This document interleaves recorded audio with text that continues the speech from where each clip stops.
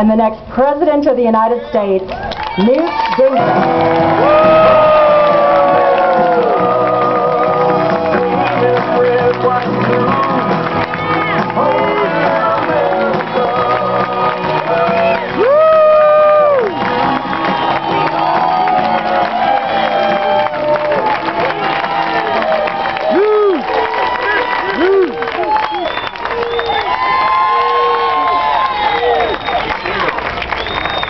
Well, I want to thank all of you, and thank you, Callista.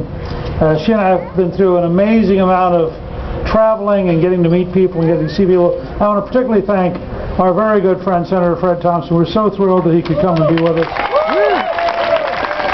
You should know that he's right on the edge, I think, starting Monday, of shooting another movie. He's one of the movie stars that I am delighted to have hang out at the end. By the way, he used to be a U.S. Senator. And I just got told that Chuck Norris is going to join us later on this week, so we're trying to gather up these kind of guys. I'm also delighted to have my good friend Steve Gill here.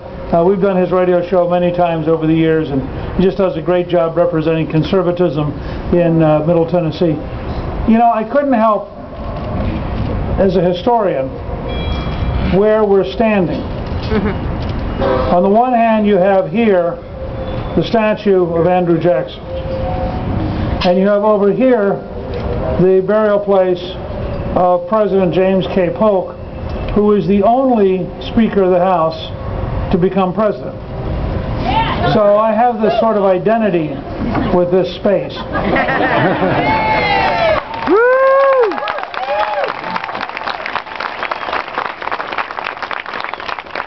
But I particularly want to talk about Andrew Jackson, who clearly would be astonished, and actually given Jackson's personality, he would be enraged by Barack Obama. Yeah. If you said to Andrew Jackson, who had been a commanding general and then became commander-in-chief, that an American president would apologize to people who had been killing Americans, he would have just told you that his solution was rather different. Jackson understood that you want your opponents to respect you, and they don't have to like you, but they have to understand that you're formidable and you are dangerous. And the idea that we would go around the world apologizing for America would have struck Andrew Jackson as absolutely, totally irrational. And I want you to know,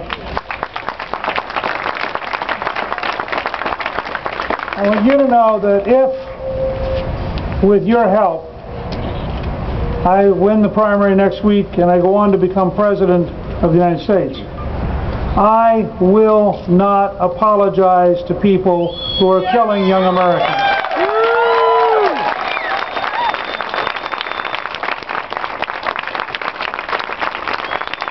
Now, part of the strategy of being able to stand up for America requires that we understand how really volatile and unstable the Middle East is, and how really unfriendly to many of our values some elements, particularly radical Islamists, are, and that we adopt strategies that fit that reality.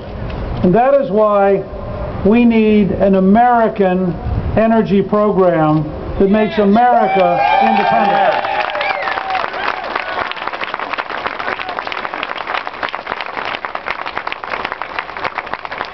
You got it. There you go. We just cited our 2008 project of drill now, drill here, pay less, which actually, had the Obama administration followed it, would by now be working. But part one of why we need an American energy strategy is national security. No future American president should ever again bow to a Saudi king, period.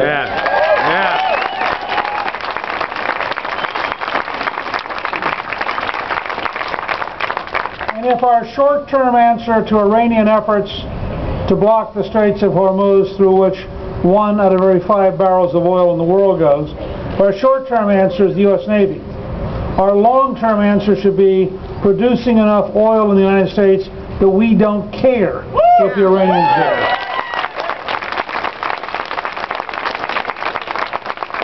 Let's let the Europeans and the Chinese and the Indians worry for a while, because we have the capacity to be independent of energy.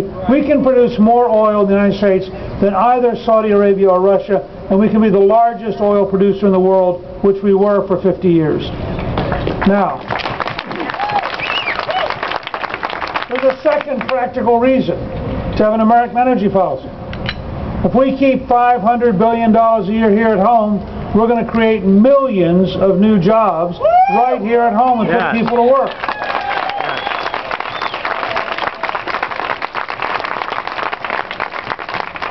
We know this is not a theory because in North Dakota, where they have discovered oil on private land where Obama couldn't stop it,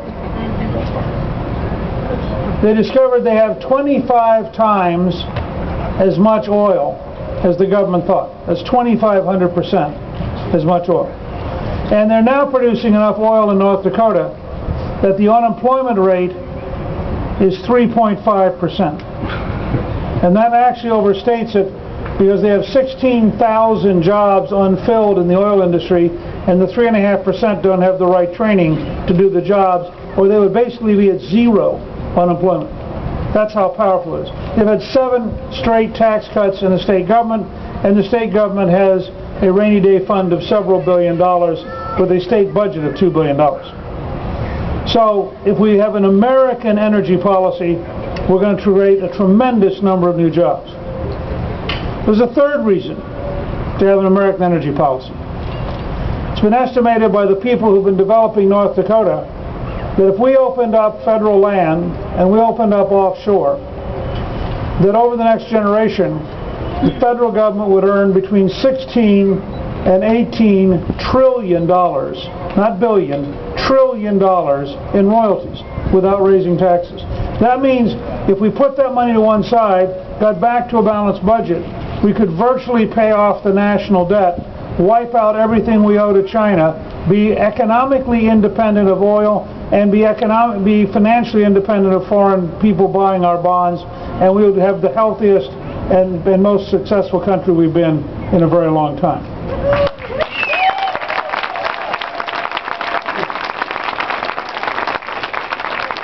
There's a final reason that we should develop American energy. I believe we should have as a goal getting back to $2.50 gasoline or less. I believe it is doable. I'd urge all of you to tell your friends and neighbors the next time you pull up to a gas station, when you fill up your car or truck, ask yourself how much would you have saved if we had the Gingrich $2.50 a gallon plan. Yeah.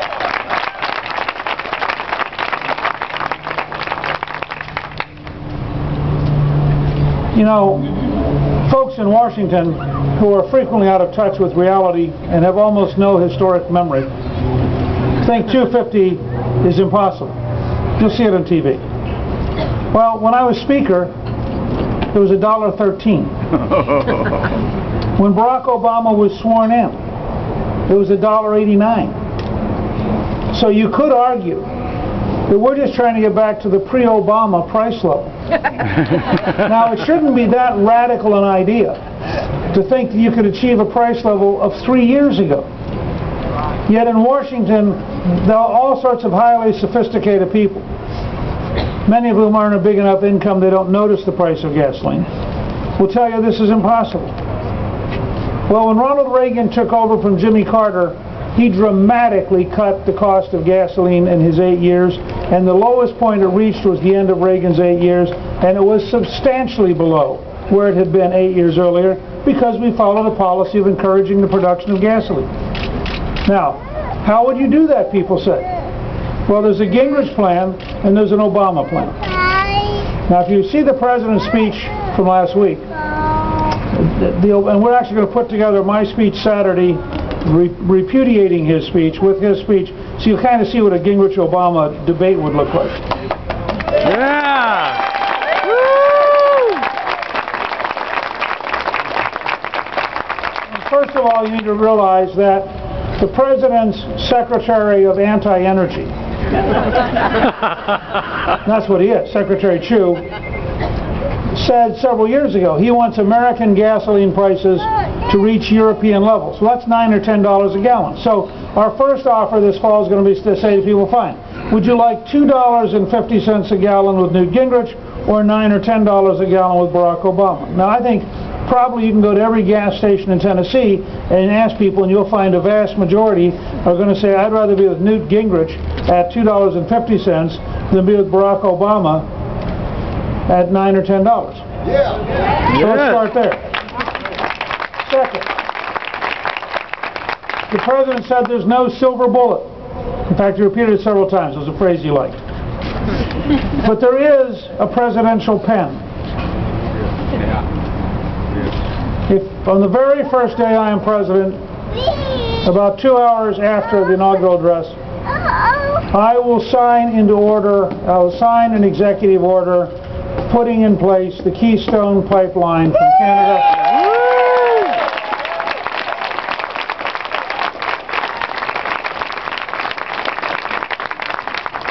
That will bring 700,000 barrels a day to Houston from Canada and will lower the cost of bringing oil from Oklahoma, Arkansas, Kansas, and Texas to Houston.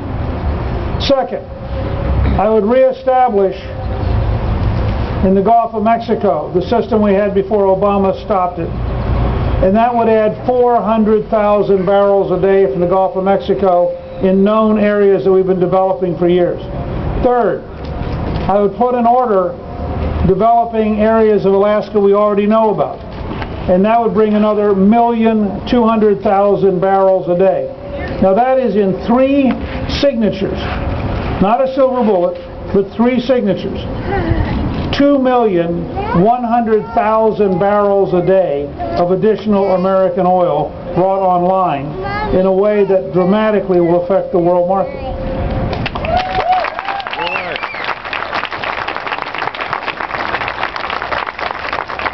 I would also open up federal land, and I would open up offshore. Now, for our friends in the media, let me be quite clear.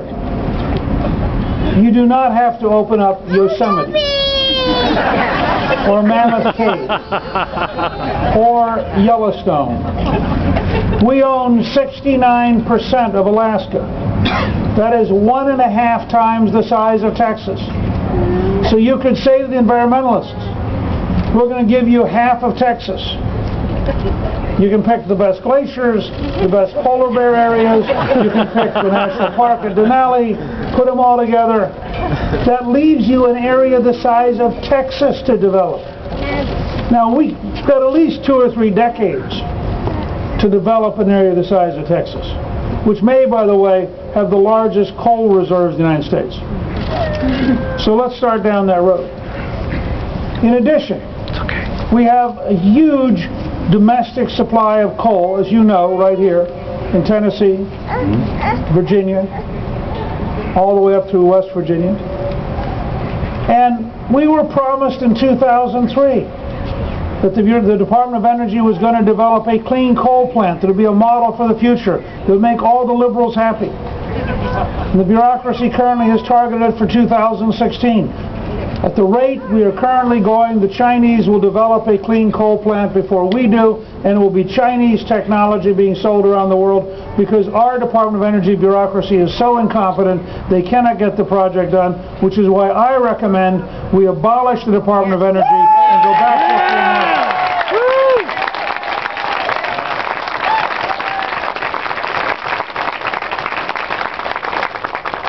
We should also build the first refineries we have built in over a generation, and to do that we should replace the Environmental Protection Agency with a brand new Environmental Solutions Agency.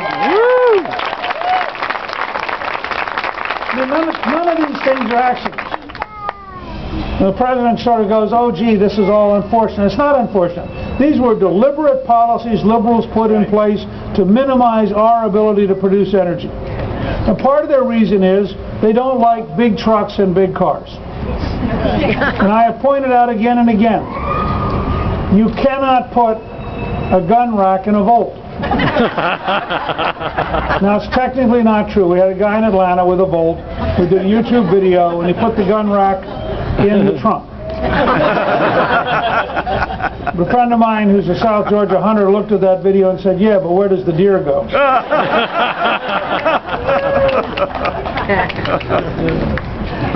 So I want a system where we have American energy for national security, American energy for job creation, and where we have deliberately low cost of energy, whether it's electricity or it's gasoline, because I want you to have the freedom to have the highest quality of life in the world, and I think you should be allowed to choose the kind of car or truck you want to buy if you have earned the money. That's what's called freedom. Yeah!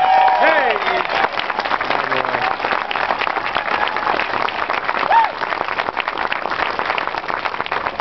Finally, the president offered a solution, to be fair to him. Algae. He described algae. Yeah.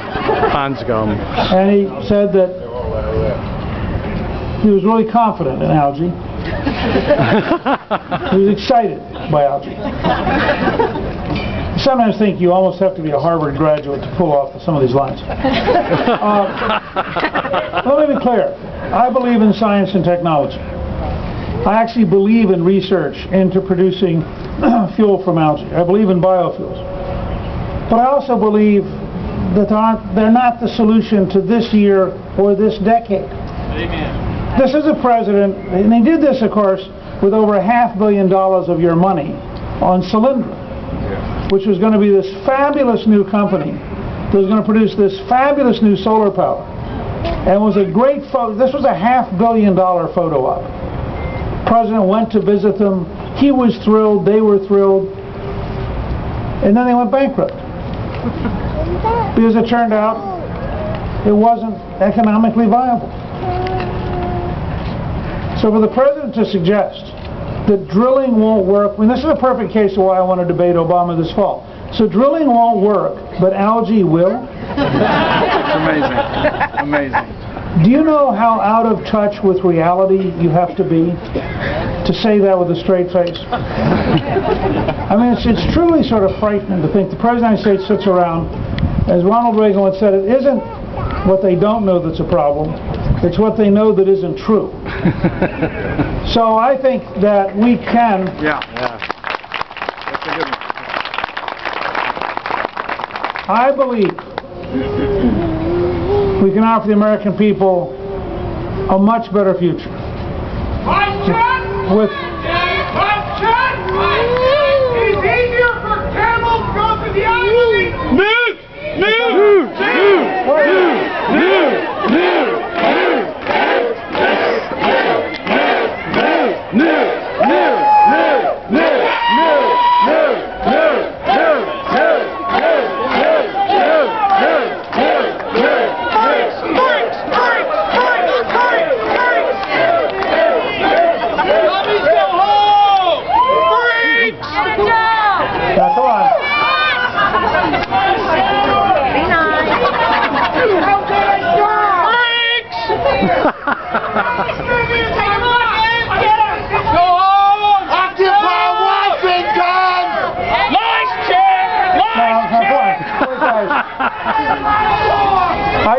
I just want to make one observation.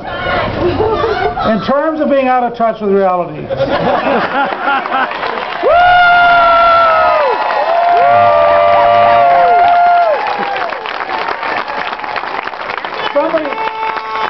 Somebody who 21 years after the collapse of the Soviet Empire still has a red flag. It's a sign of a commitment of fantasy over reality that is breathtaking. And it's proof that we are truly a free country, because no matter how strange your ideas, somewhere you're allowed to scream them.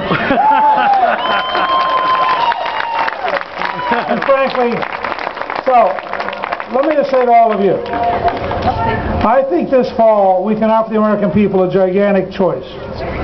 You want $2.50 a gallon with Newt Gingrich, or $10 a gallon with Barack Obama?